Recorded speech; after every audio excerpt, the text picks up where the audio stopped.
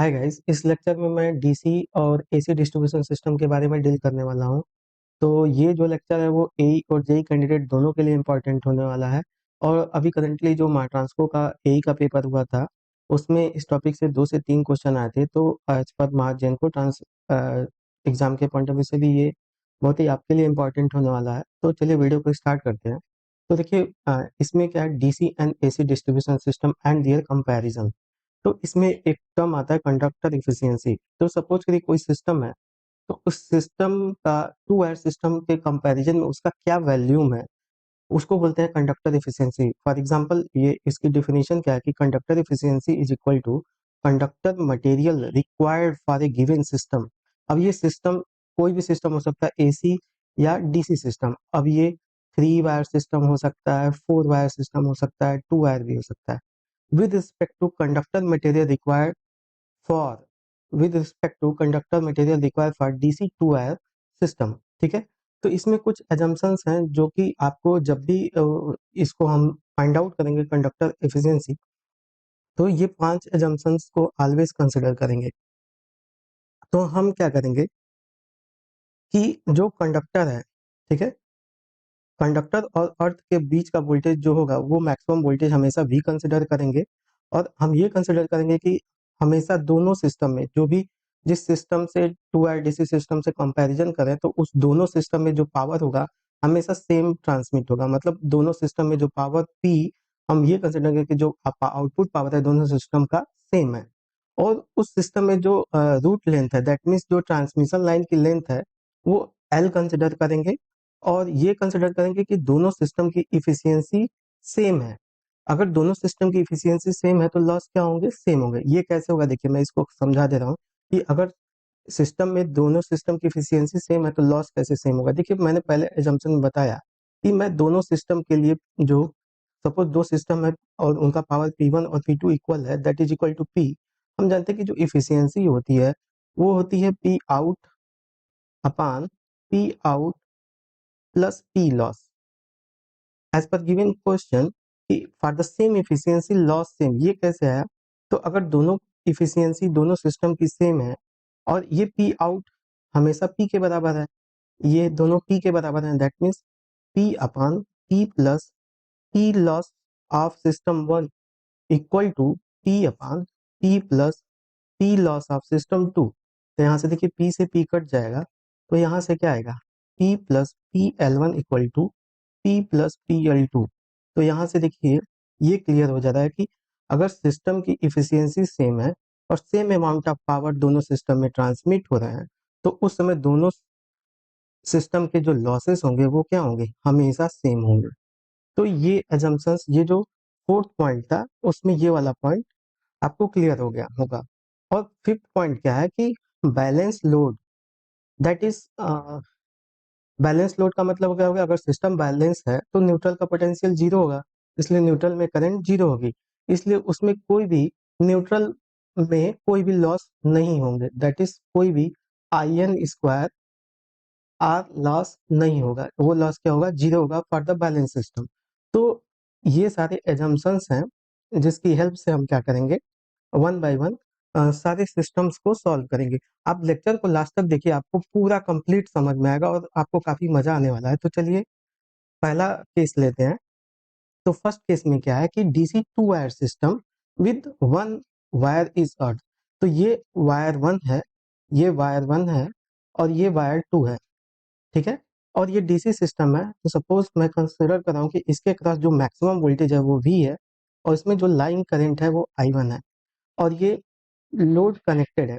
तो देखिए मैं ये कंसिडर कर रहा हूँ कि जो ये वायर वन और वायर टू है, इसका क्रॉस सेक्शनल एरिया A1 है और इसकी जो लेंथ है इस वायर की वो L है और रेजिस्टेंस R1 है। सिमिलरली जो रिटर्निंग पाथ का वायर है उसका भी क्रॉस सेक्शनल एरिया A1 है, लेंथ L है और रेजिस्टेंस R1 है, ठीक है। तो यहाँ से जो ये डीसी सिस्टम है, अब इसमें बोल रहा है कि विद 1 वायर अर्थ, मतलब कि ये जो वायर है इसका एक टर्मिनल क्या है, अर्थ है, ठीक है। तो ये अर्थ है मतलब जीरो पोटेंशियल है, तो जीरो के रिस्पेक्ट में यहाँ का वोल्टेज कितना हो गया, वी। तो कितना पावर डिलीवर होगा, P equal to V into I1, ठीक है। तो यहाँ से I1 की वैल्यू क्या हो जाएगी, P बाई वी। ठीक है, इसको वन इक्वेशन कंसिडर कर लेंगे। तो लॉस कितना होगा, PL1, इस सिस्टम में लॉस कितना होगा, तो करंट कितनी हो रही है I1, और ये रेजिस्टेंस R1 प्लस R1 कितना हो गया, R1 प्लस R1, ये लॉस हो रहा है। तो ये कितना हो जाएगा, I1 स्क्वायर इंटू 2R1। ठीक है, तो यहाँ से I1 की वैल्यू यहाँ पे पुट कर देंगे, तो ये आएगा P/V का whole square into 2 into R1, ये हो गया L1। ठीक है, तो ये हो गया लॉस, इस टाइप के सिस्टम में कितना लॉस होता है उसकी वैल्यू हो गई PL1। ये आपको आगे हमेशा काम आएगा, तो इसको नोट कर लीजिएगा। ठीक है, अब देखिए इसमें वॉल्यूम कैसे निकालेंगे। देखिए ये कंडक्टर 1 है, तो हम जानते हैं कि जो वॉल्यूम होता है वो होता है एरिया इनटू लेंथ। ठीक है, तो इसका हमने एरिया क्या कंसिडर किया, तो इस कंडक्टर वायर 1 का वॉल्यूम कितना हो जाएगा, वायर 1 का वॉल्यूम A1 इंटू यल, और इस वायर 2 का भी वॉल्यूम कितना हो जाएगा A1 इंटू यल। तो total volume of the system कितना हो जाएगा, टोटल वॉल्यूम, वायर का टोटल वॉल्यूम कितना हो जाएगा A1 into l plus A1 into l.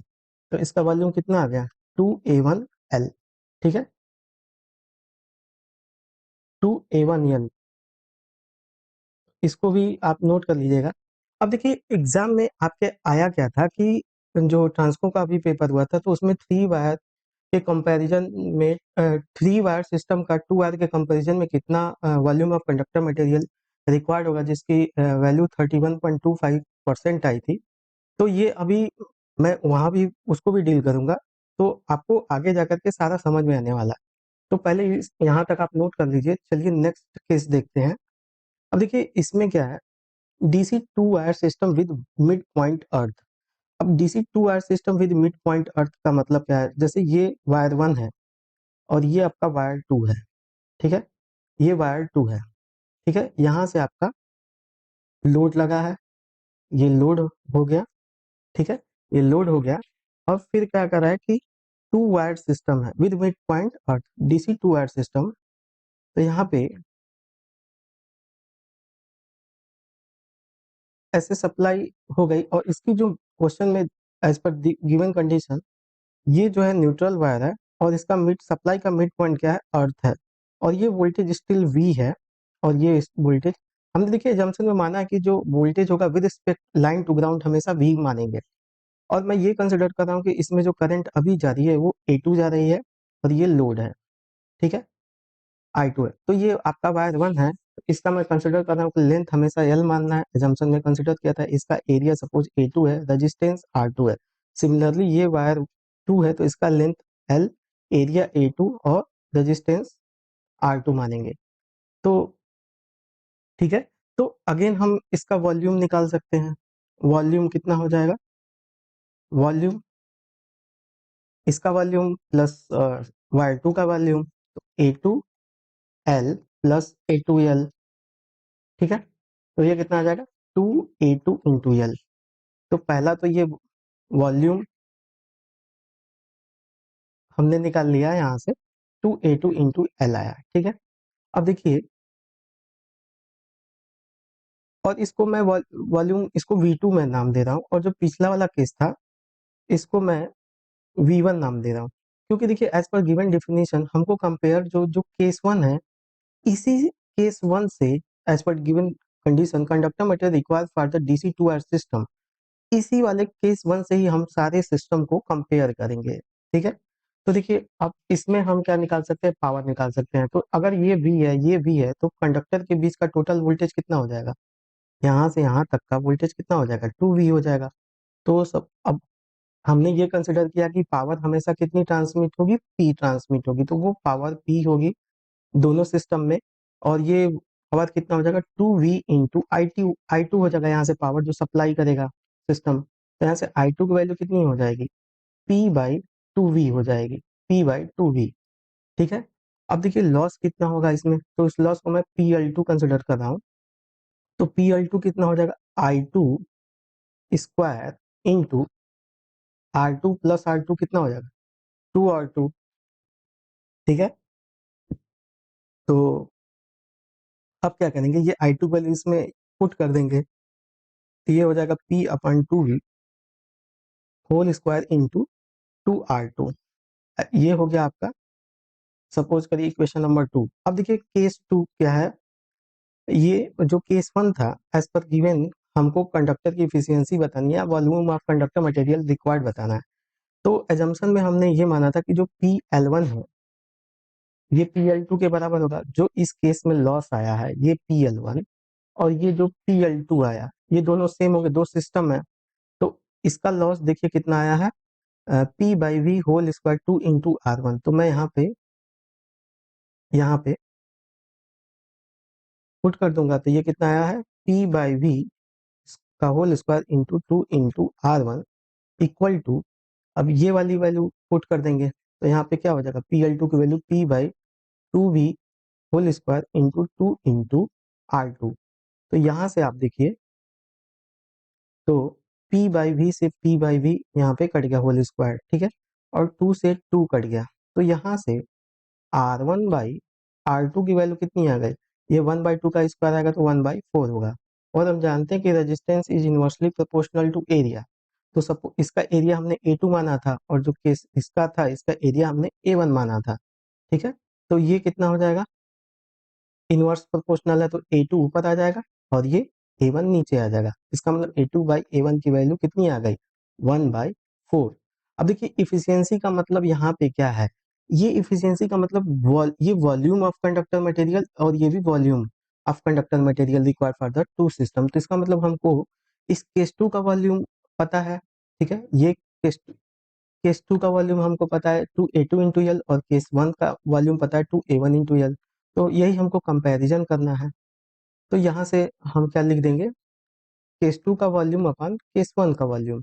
तो देखिए केस 2 का वॉल्यूम आपने यहाँ पे निकाल रखा है 2A2L होता है, ठीक है। तो यहाँ पे हम लिख देंगे 2A2L डिवाइडेड बाई, अब देखिए केस 1 में वॉल्यूम कितना है 2A1L, तो यहाँ पे 2A1L। तो देखिए L से L कट गया, 2 से 2 कट गया, बराबर A2/A1 बराबर, और इसकी वैल्यू यहाँ से देखिए कितनी है, 1/4, दैट इज इक्वल टू 0.25। इसका मतलब क्या हुआ कि the conductor material used in DC2 wire midpoint earth system is 25% that required for DC2 wire one wire earthed।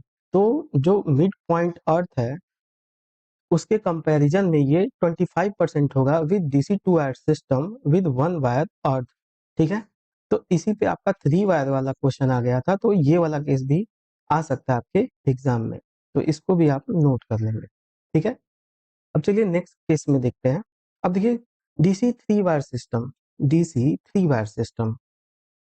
अब 3 वायर सिस्टम में देखिए क्या था कि इसमें 3 वायर सिस्टम में क्या होगा, 2 आउटर कंडक्टर होंगे और एक मिडिल कंडक्टर होगा। देखिए इसमें ये हो गए आउटर कंडक्टर, ये आपके आउटर कंडक्टर्स हो गए, ठीक है, ये आपके आउटर कंडक्टर्स हो गए और एक मिडिल कंडक्टर होगा, ठीक है। तो इसमें यहाँ से आपका ये लोड आपका कनेक्ट होगा यहाँ पे, लोड, और इसमें एक मिडिल कंडक्टर होगा, ऐसे ये मिडिल कंडक्टर होगा जिसके सप्लाई साइड में ये अर्थिंग दी होगी, ठीक है। और यहाँ पे अगेन ये वोल्टेज डीसी वोल्टेज कनेक्टेड होंगे, ये V और ये V, ठीक है। और ये न्यूट्रल कंडक्टर है, ठीक है, और इनसे लोड इस लाइन टू न्यूट्रल भी लोड ऐसे कनेक्टेड होंगे, ठीक है। और ये 3 वायर सिस्टम हो गया, ये आउटर वायर हो गया और ये आपका इनर वायर हो गया, इनर वायर हो गया, ठीक है। और चूंकि हम ये कंसिडर करें कि ये बैलेंस सिस्टम है तो न्यूट्रल में करंट जीरो होगी, तो इसमें कोई भी लॉस नहीं होगा न्यूट्रल वायर में। तो कोई भी न्यूट्रल वायर में पी लॉस यहाँ पे न्यूट्रल में कितना होगा, जीरो होगा, ठीक है। ये एजम्पशन हम मान के चलना है। और ये हम कंसिडर करें कि इस केस में जो करंट फ्लो हो रही है वो I3 फ्लो हो रही है और यहाँ पे भी ये वोल्टेज V है। तो मैं ये कंसिडर कर रहा हूँ कि इसका जो लेंथ है L है वही कंसिडर करना है, एरिया इसका अभी A3 मान ले रहा हूँ और जो रेजिस्टेंस है वो R3। सिमिलरली ये जो वायर 2 है इसका लेंथ L, एरिया A3 और द रेजिस्टेंस R3। तो अगेन हम क्या करेंगे, इसका इसमें एक अजम्पशन और आता है कि जो ये न्यूट्रल वायर है, कभी एग्जाम में दिया रहेगा, कभी नहीं दिया रहेगा। अगर क्वेश्चन में दिया रहेगा तो ये हम क्या इसमें दिया रहेगा कि जो एरिया है इस न्यूट्रल का वो हाफ ऑफ, हमेशा ये हमेशा न्यूट्रल का जो वायर होता है वो जो लाइन कंडक्टर वायर होता है उसका हाफ होता है। ठीक है, तो 1/2 A3 होगा। तो इस हिसाब से अगर केस 3 में वॉल्यूम हम कैलकुलेट करें तो A3 इंटू एल होगा आउटर का, और ये इसका भी आउटर का A3 इंटू एल होगा, प्लस इसका कितना हो जाएगा 1/2 A3, और इसका भी लेंथ क्या है, एल ही है। ठीक है, तो एल हो गया। तो total volume for this system कितना हो जाएगा, 2.5 A3 इंटू एल। ठीक है, और हमको अगेन इफिशियंसी कैलकुलेट करनी है with as compare to case 1। तो इसका मतलब हमको क्या कैलकुलेट करना है, V3/V1 कैलकुलेट करना है। V3 कितना है, 2.5 A3 into L divided by आपका कितना है 2A1L। ये कितना है 2A1 इंटू एल, तो यहाँ से एल से एल कैंसिल हो गया, तो ये कितना आ जाएगा, ये आपका यहाँ से V3/V1 इक्वल टू 2.5 को हम 5/2 लिखेंगे तो ये कितना हो जाएगा 5/4 इंटू A3/A1 हो जाएगा। इसको इक्वेशन 1 मान लीजिए। इसका मतलब अब हमको A3/A1 फाइंड आउट करना है। फिर अगेन हम इसमें क्या करेंगे, पावर निकालेंगे, तो ये पावर क्या हो जाएगा, यहाँ से यहाँ तक का वोल्टेज कितना हो गया 2V हो गया। ठीक है, यहाँ से यहाँ तक का वोल्टेज 2V हो गया, तो ये कितना हो जाएगा 2V इंटू I3 हो गया। तो यहाँ से I3 की वैल्यू क्या हो जाएगी, P/2V हो गई। I3 की वैल्यू P/2V हो गई।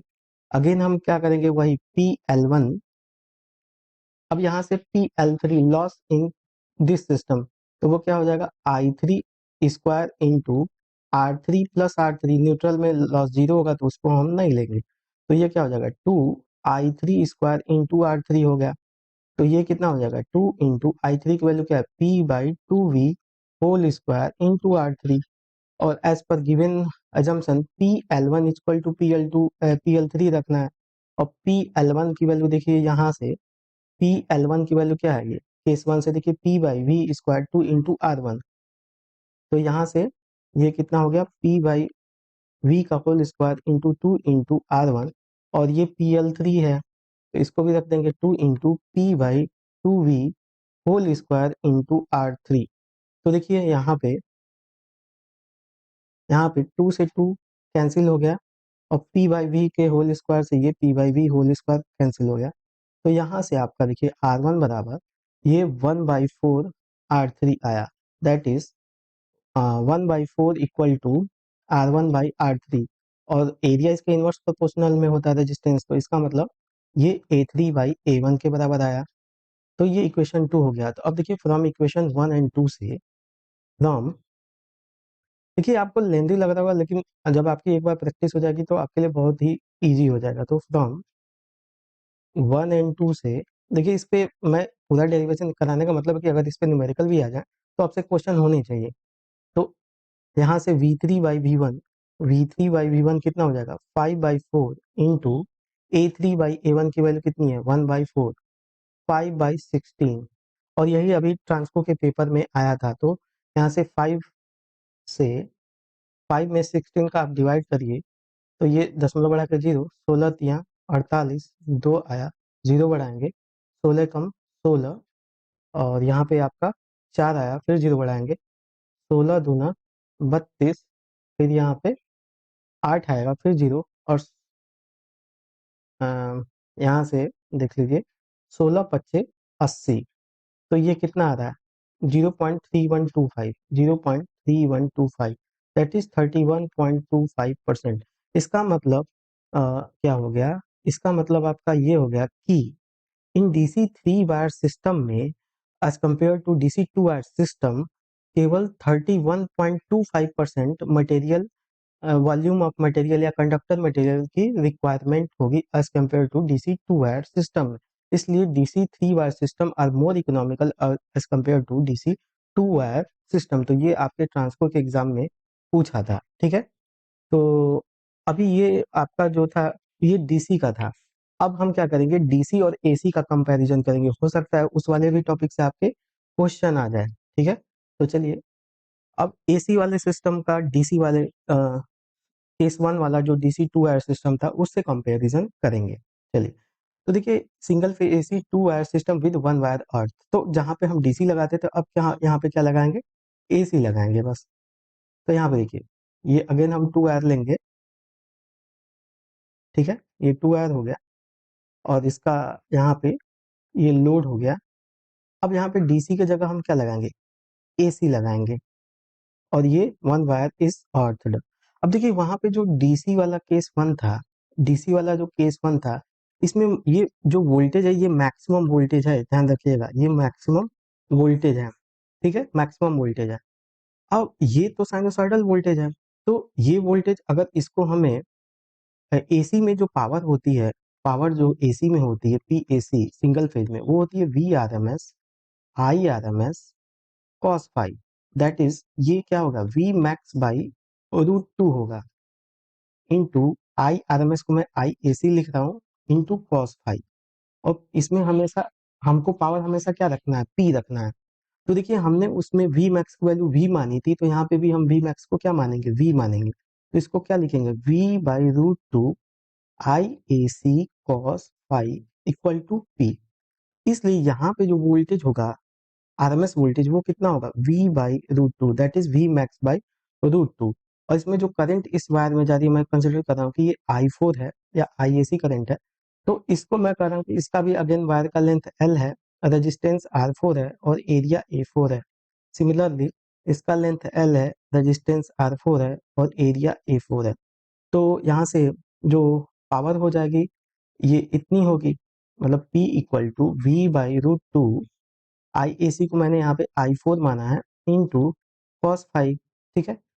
तो यहाँ से हम करंट आई फोर निकाल लेंगे, आई फोर बराबर कितना हो जाएगा, root two P divided by V cos five, ठीक है। तो यहाँ से लॉस कितना हो जाएगा पी एल फोर, ये पी एल फोर में मतलब केस फोर है, तो ये कितना हो जाएगा I four square into R four plus R four, तो ये कितना हो जाएगा two I four square into R four बराबर, ये कितना हो जाएगा टू इंटू ये वाला वैल्यू यहाँ पे आई फोर की जगह पुट कर देंगे, तो ये कितना आ जाएगा root two P divide by V cos five into R four, ठीक है। तो इसको क्या करेंगे, केस वन वाले लॉस के इक्वेट करेंगे, ठीक है, पी एल वन बराबर पी एल फोर। तो यहाँ पे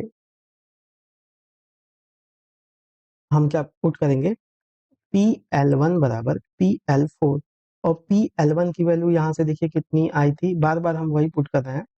तो देखिए पी एल वन की वैल्यू पी बाई वी का whole square two into R one, तो यहाँ पे लिख देंगे पी बाई वी का whole square into two into R one equal to, ये है two into root two P by V cos five into R four, ठीक है, इंटू आर फोर। और देखिए ये आई फोर का स्क्वायर है तो ये भी क्या होगा, यहाँ पे स्क्वायर होगा, तो इसका मतलब यहाँ पे भी ये क्या होगा, स्क्वायर रहा होगा, ठीक है। तो यहाँ पे देखिए आई फोर का स्क्वायर था तो इसलिए मैंने यहाँ पे स्क्वायर किया है। तो देखिए पी बाई वी स्क्वायर से ये P by V square cut गया, ठीक है, और ये टू से टू कट गया, तो यहाँ से आर वन बराबर कितना आ जाएगा, रूट टू का स्क्वायर टू हो जाएगा और ये हो जाएगा cos square five into R four.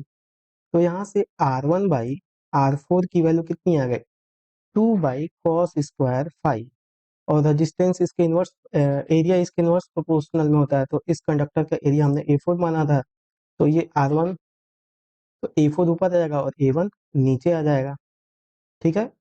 अब देखिए इसका वॉल्यूम कितना होगा, इसका वॉल्यूम, इसका वॉल्यूम कितना होगा ए फोर इंटू एल होगा, और इसका वॉल्यूम कितना होगा ए फोर इंटू एल।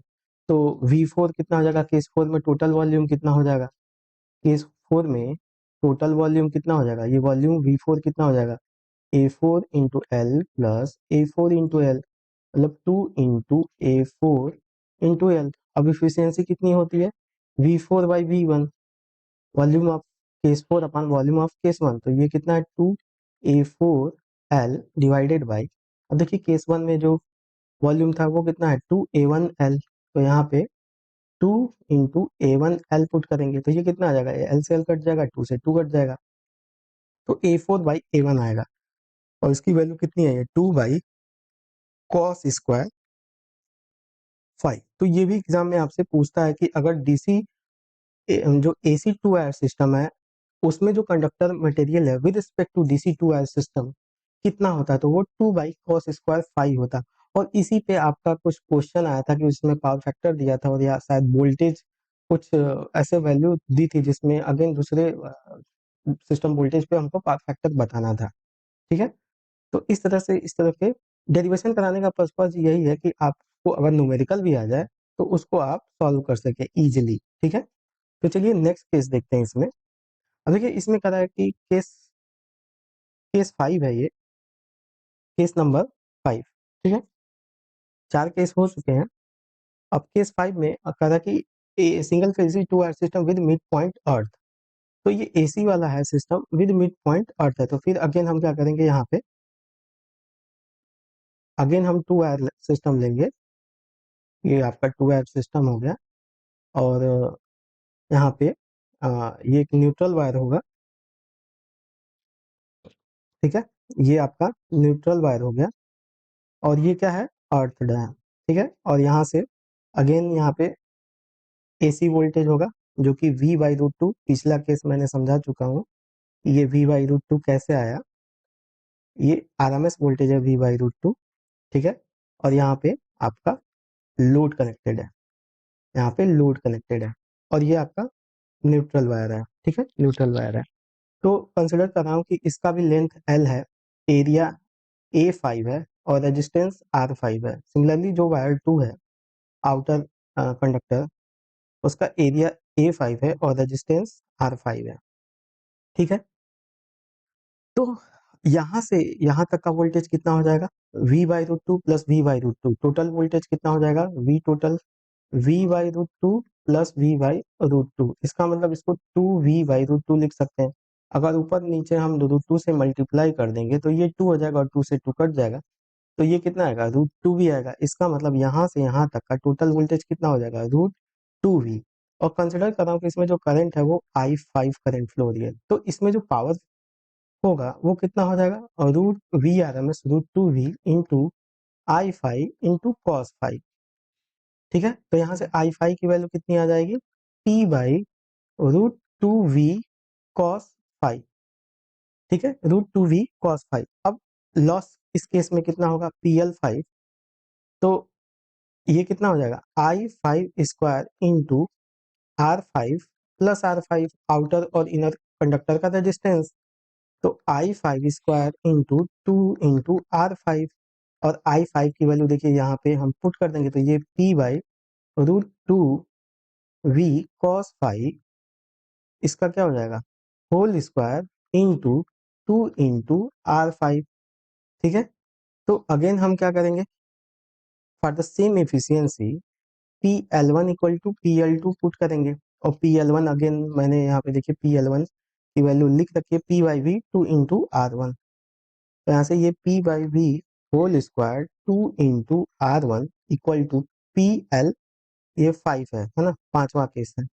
तो ये देख लीजिए कितना आया है, P/√2V cos 5 whole square into 2 into R5।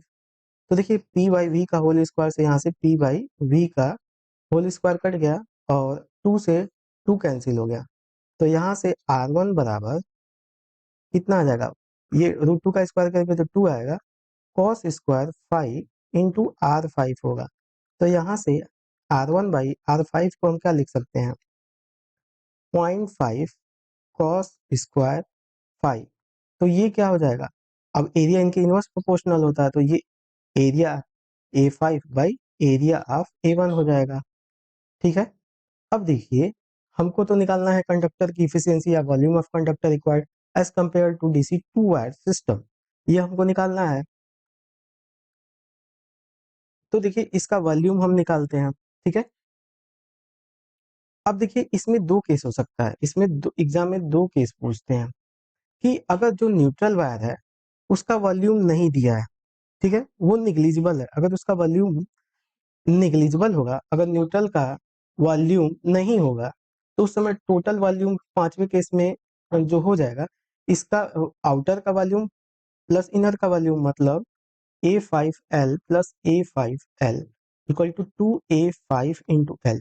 या फिर अगर इसका वॉल्यूम दिया है और इन जनरल इसका जो वॉल्यूम होता है हाफ हाफ आउटर होता है, इसका जो एरिया होता है हाफ हाफ आउटर होता है, अगर क्वेश्चन में दिया है तो उस समय V5 डैश मैं इसको मान ले रहा हूँ, तो A5L outer, A5F L into outer plus neutral का A5 इंटू एल, ये वॉल्यूम हो गया। तो टोटल वॉल्यूम यहाँ से कितना आएगा 2.5 A5 इंटू एल।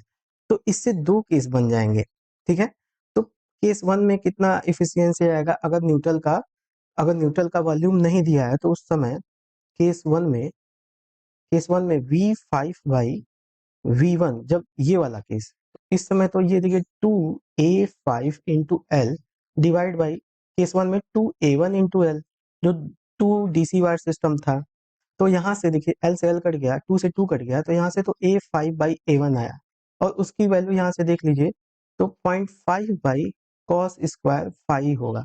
तो देखिए 0.5/cos² तब इफिशियंसी आएगी या कंडक्टर मटेरियल रिक्वायर्ड, तब ये ट्रू होगा जब न्यूट्रल का एरिया निग्लिजिबल होगा as compare to outer wire. But अगर क्वेश्चन में ये दिया रहेगा कि जो न्यूट्रल वायर है उसका area half of the outer conductor है, तो उस समय तो वॉल्यूम इसका कितना है 2.5 A5 इंटू एल। तो इस केस टू में देख लीजिए, इस केस टू में कितना इफिशियंसी आएगी, तो V5 डैश/V1 बराबर देखिए ये कितना आया है 2.5 A5 into L divided by 2A1L। तो यहाँ से इसको हम 5/2 लिख सकते हैं, ठीक है। इसको हम क्या लिख सकते हैं 5/2, और डिवाइड बाई 2 कितना हो जाएगा, ये 5/4 हो जाएगा, ये वाला 2.5/2 को इंटू A5/A1, और एल से एल कट गया तो ये 5/4 इंटू ये A5/A1 0.5 बाई cos² हुआ, और 5/4 कितना होता है 1.25, है ना। 5/4 क्या होता है आपका 1.25 इंटू 0.5/cos²। तो जब इसका मल्टीप्लाई करेंगे तो ये कितना आ जाएगा 625, और 3 प्लेस पे डेसिमल डिवाइडेड बाई cos²। तो जब इसका मतलब क्या हो गया कि इसका मतलब आपका क्या होगा कि अगर जो न्यूट्रल वायर है और उसका कंडक्टर एरिया दिया हुआ है, तो उस केस में जो इफिशियंसी होगी वो 0.625 डिवाइड बाई cos² होगी। बट अगर इसका एरिया निग्लिजिबल होगा तो वो 0.5 डिवाइडेड बाई cos² होगी। अब इसका जो 3 वायर सिस्टम है उसको देख लेते हैं। 3 वायर सिस्टम AC का ये लास्ट केस है, ठीक है। तो इसमें 3 वायर सिस्टम में 3 phase 3 wire star connected system है। तो ये 3 phase 3 wire star connected system है विद न्यूट्रल इज ग्राउंडेड, ठीक है।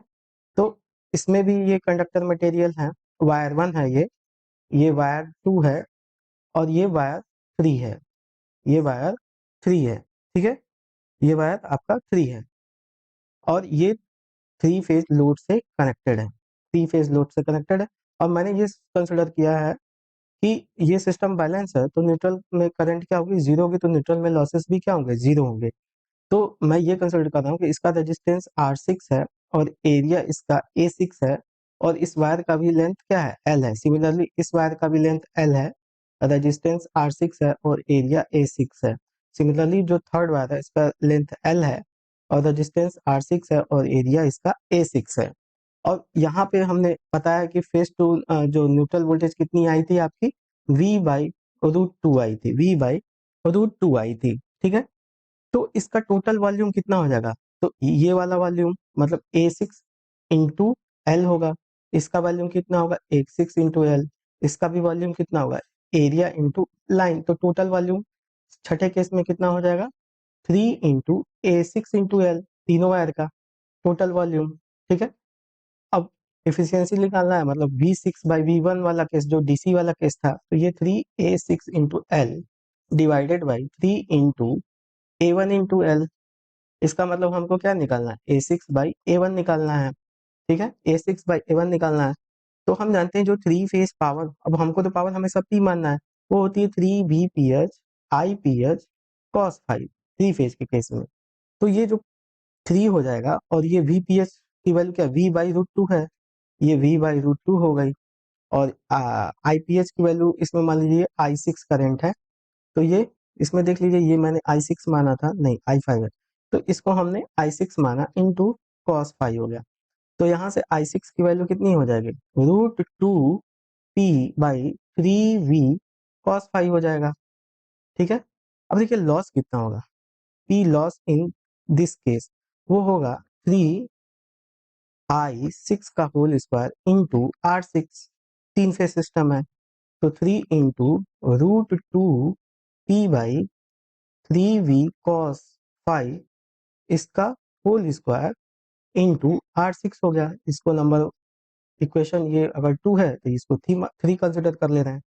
तो अब हम जानते हैं कि PL1 equal to PL2 again हम पुट करेंगे, PL1 इक्वल टू PL6, तो ये कितना था P/V का whole square into 2 into R1, और इसको इसके बराबर इक्वेट कर देंगे, तो ये √2P/3V cos फाई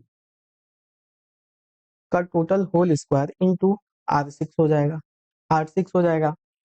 ठीक है, तो यहाँ से अगर देखें तो P/V के होल स्क्वायर से ये P/V का होल स्क्वायर कट जाएगा। ठीक है, उसके बाद से अ, ये √2 का स्क्वायर होगा तो ये 2 होगा, ये √2 का स्क्वायर है तो 2 होगा, तो ये वाला √2 का स्क्वायर इस 2 से कट जाएगा, तो यहाँ से R1 बराबर ये 3 इंटू 1/9 cos square phi into R6 होगा, तो ये 3 3 का 9 हो गया। तो इसका मतलब यहाँ से R1/R6 की वैल्यू कितनी आ गई, 1/3 कॉस स्क्वायर फाई हो गई, 1/3 कॉस स्क्वायर फाई हो गई। ठीक है, तो R1/R6 की वैल्यू आपकी कितनी आ गई, 1/3 कॉस स्क्वायर फाई आ गई। ठीक है, अब हमको क्या निकालना है, V6/V1 निकालना है, मतलब volume of case 6 as compare to case 1, तो वॉल्यूम आप केस 6 कितना है, A6/A1 है। ठीक है, तो यहाँ से volume of case 6 is divided by volume of case 1, तो इसका देखिए वॉल्यूम आपका कितना आया है, ये देखिए आया है आपका 3A6 इंटू इसका A6/A1 आया है ना, A6/A1 आया है, A6/A1। और यहाँ पे देखिए एक मिस्टेक हुई है, यहाँ पे ये V1 में 2 था, यहाँ पे इसको यहाँ पे देखिए ना केस 1 में जो वॉल्यूम था यहाँ पे मैंने मिस्टेकली लिख दिया है, यहाँ पे जो केस था उसका वॉल्यूम कितना आया है, 2A1 इंटू एल आया है, तो इसलिए यहाँ पे हम क्या रखेंगे, 2A1 इंटू एल रखेंगे, तो इसको यहाँ पे करेक्ट कर लीजिएगा, तो यहाँ पे 2 आएगा और यहाँ पे 3 आएगा। ठीक है, तो ये 3 इंटू A6/2 इंटू A1 होगा, तो यहाँ से देख लीजिए 3/2 इंटू, यहाँ से देखिए A6/A1 की वैल्यू, A6/A1 की वैल्यू, अब देखिए एरिया इसके इनवर्स प्रोपोर्शनल होगा, तो यहाँ पे A6 आएगा और A1 आएगा, तो A6/A1 की वैल्यू कितनी आई है, 1/3 कॉस स्क्वायर फाई आई है, तो यहाँ पे उसको पुट कर देंगे, तो यहाँ पे ये कितना हो जाएगा, 1/3 कॉस स्क्वायर फाई होगी, तो ये 3 से 3 कैंसिल हो जाएगा, तो ये कितना आएगा, 1/2 cos square phi, that is 0.5 divided by cos square phi होगा। तो इस तरीके से जो volume of conductor required in case of 3-wire system in AC as compared to 2-wire system in case of DC is equal to 0.5 divided by cos square phi होगा, cos square phi होगा। ठीक है, तो इस तरह से मैंने जितने भी पॉसिबल कॉम्बिनेशन हो सकते थे, जितने भी, मतलब ये 3 वायर सिस्टम एसी में, फिर मिडिल पॉइंट अर्थ हो गया, फिर सिंगल पॉइंट अर्थ हो गया, तो उसमें क्या क्या फार्मूले बनते हैं उसको मैंने 1 बाय 1 डील किया है, तो आशा करता हूँ कि अगर इस टॉपिक से आपके क्वेश्चन आएंगे तो वो छूटेंगे नहीं।